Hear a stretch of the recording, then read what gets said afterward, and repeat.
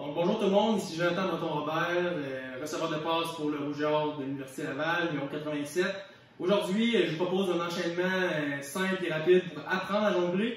Si vous savez déjà jongler, la première partie n'est pas pour vous, donc passez tout de suite à la partie plus défi à la fin pour challenger justement vos habiletés puis vous améliorer davantage. Alors maintenant, pourquoi je vous apprends à jongler? C'est simple. Quand j'étais jeune avec mes frères, on regardait des vidéos de joueurs de la NFL ou de joueurs professionnels et eux, ils jonglaient. Ils étaient vraiment bons, donc ça nous a comme inspiré, ça nous a donné un défi à apprendre nous-mêmes à jongler. Donc, on a décidé d'apprendre. À chaque soir, on faisait plusieurs heures d'entraînement dans notre sous-sol pour apprendre à jongler. Puis, on a réussi à apprendre nous-mêmes à jongler au secondaire et ça nous a vraiment aidé sur le plan sportif, mental, dans notre carrière de football.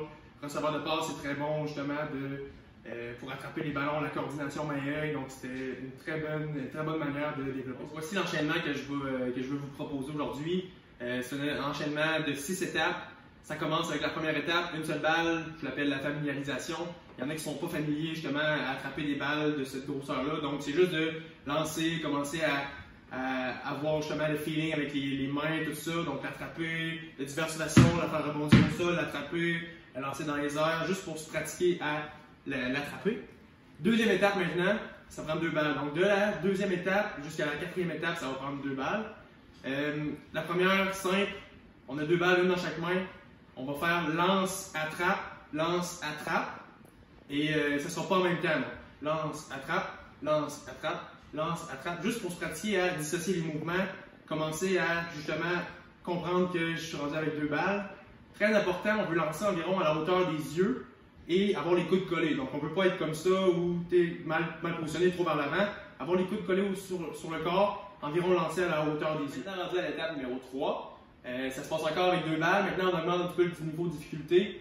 On va y aller lance, lance, attrape, attrape. Donc là ça va être un petit peu plus difficile à attraper, même si ça se fait encore assez simple. Donc lance, lance, attrape, attrape. Lance, lance, attrape, attrape. Lance, lance, attrape, attrape. On fait ça, on peut changer de côté.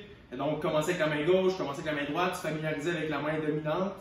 Puis, justement, ça va être ça pour cette étape-là. L'étape maintenant numéro 4, ça va être... Lorsque l'étape numéro 3 est acquis, on peut passer à l'étape numéro 4 parce que c'est un petit peu plus difficile. Donc, maintenant, ça va être de croiser en faisant ça. Donc, lance, lance, attrape, attrape. Lance, lance, attrape, attrape. Lance, lance, attrape, attrape. Lance, lance, attrape, attrape. Ainsi de suite. On peut changer de côté. Donc, commencer avec la gauche, commencer avec la droite pour se familiariser des deux côtés. Mais justement, ça va nous permettre de s'améliorer puis de comprendre le mouvement de croiser. Donc, on veut croiser environ à la hauteur de ses yeux et pour que la balle retombe de l'autre côté. Donc, nous sommes maintenant rendus à l'étape numéro 5. On augmente encore le niveau de difficulté. On est rendu à 3 balles. On va utiliser un plan incliné pour faire cette étape-là. Ça peut être un jeu de toc comme moi. Ça peut être une table qu'on soulève un petit peu, un bout de carton qui tient pour faire un plan incliné, en fait. Donc, c'est vraiment ça qu'on veut avoir. Donc, qu'est-ce qu'on veut faire? On veut vraiment lancer les balles sur notre plan incliné, ils vont redescendre. Lorsque la première balle est lancée et qu'elle redescend, c'est là qu'on veut lancer la balle suivante. Donc on ne veut pas aller chercher les balles en hauteur, on veut les attendre qui nous descendent dans les mains en bas. Donc pour s'aider aussi, on va se donner un compte qui va nous simplifier la vie. Donc on va faire 1, 2, 3, 4 et on va arrêter. C'est bon? Donc au début, on va juste commencer avec ça. Donc 1, 2, 3, 4. On arrête. Ensuite, on peut continuer à faire plus lorsque le mouvement est acquis. Mais on veut vraiment voir que la balle traverse vers le milieu et redescend du côté vous souhaitez. Puis, justement, on ne veut pas aller chercher les balles en avant. On veut vraiment croiser et faire des mouvements, des petits mouvements.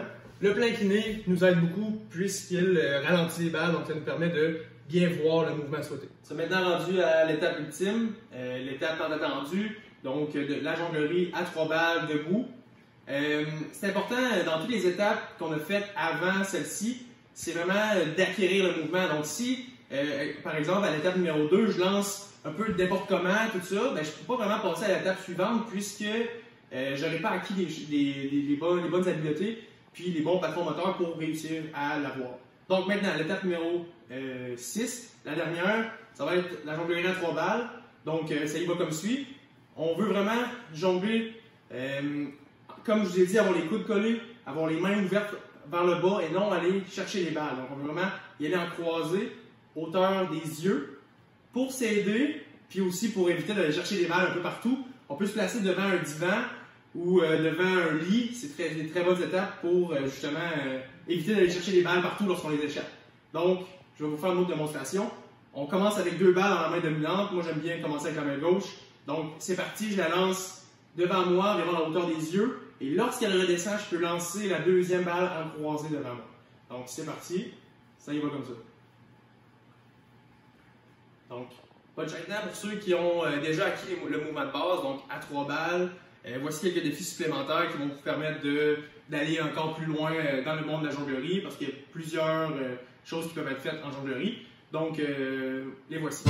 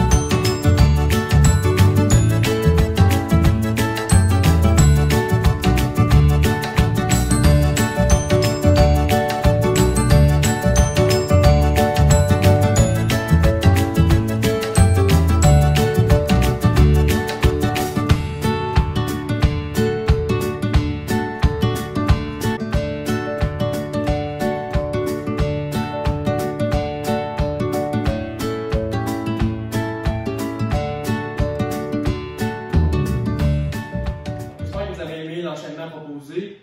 Ultimement, il n'y a pas vraiment d'âge pour apprendre à jongler. Si tu as un peu de volonté, puis ça tente de t'investir là-dedans pour apprendre une nouvelle habileté, c'est à toi de le faire. Je vous mets au défi justement d'essayer à jongler durant le confinement. On a beaucoup plus de temps pour se mettre à des activités de la sorte. Si vous êtes une famille et que vous voulez l'apprendre en famille, ou que vous soyez un athlète, que vous voulez utiliser justement le confinement pour faire cette activité-là, profitez-en. On peut autant le faire à l'extérieur qu'à l'intérieur. C'est vraiment une très bonne activité. Donc, je vous mets au défi et enjoy!